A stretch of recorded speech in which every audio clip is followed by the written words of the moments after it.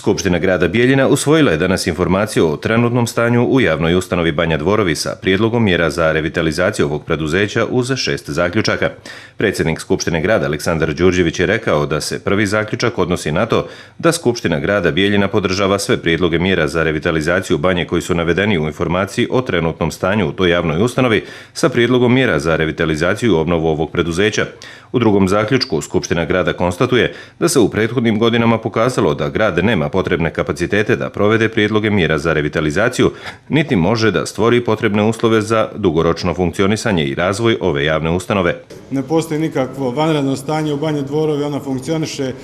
sasvim normalno, svakodnevno, sezona je počela, ali postoji potreba jednostavno da na sistemski način dugoročno postavimo Banju na zdrave noge, jer je očigledno da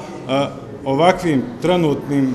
i načinom organizacije i pravnog statusa jednostavno Banja će tapkati u mjestu, dok sve ostale banje koje su i na državnom nivou, banje u koje je ušao privatni kapital, također otišle daleko ispred naše banje, a naša Banja je po mnogo čemu ima veći potencijal od svih tih banja, ima odličnu geografsku lokaciju, ima geotermalnu vodu i mnogo šta drugo, tako da u tom smislu mislimo da se mora u što skorijem vremenu sistemski riješiti ovaj problem. Treći zaključak Bijeljinske skupštine podrazumijeva da Skupština traži da gradonačelnik, predsjednik gradskog parlamenta i direktor Banje Dvorovi nastave pregovore sa vladom Republike Srpske, obzirom na to da je ona u više navrata izrazila spremnost i volju da sarađuje sa gradom Bijeljina na rješavanju ovog pitanja. Također, Skupština grada Bijeljina podržava i sve druge razgovore sa potencijalnim investitorima zainteresovanim da investiraju u ovu javnu ustanovu. Četvrti zaključak podrazumijeva da Skupština traži od gradonačelnika da u roku od 25 dana završi procjenu vrijednosti kapitala i imovine Banje Dvorovi. Kada revizorski izvještaj bude završen za nekih mjesec do mjesec i po dana, da vidimo sa čim sve Banja raspolaže, da i direktori i rukovodstvo grada naravno oformimo i radnu grupu koju će činiti članovi ljudi, eksperti,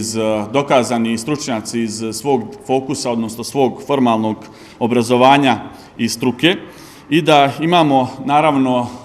posle i revizije i mišljenje jedne radne grupe kao jedan strateški dokument da vidimo u kom pravcu Banja treba da se kreće.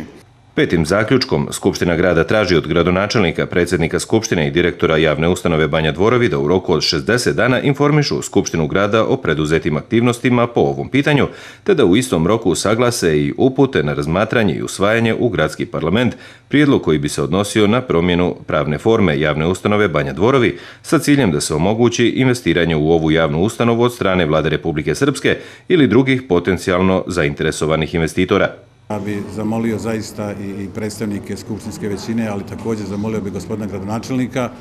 da ovaj dio zaključaka koji je danas donešen, da zajedničkim snagama krenemo u realizaciju tog dijela.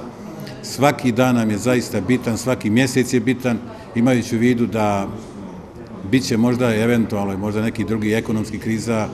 imajući u vidu da je zaista i bila ova COVID pandemija 2020-2021. Mi smo uspjeli nekako da preživimo, da opstanemo, da se izborimo pod ovim suncem i zaista trebamo dati gasa u narednih 2 mjeseca da tokom ove godine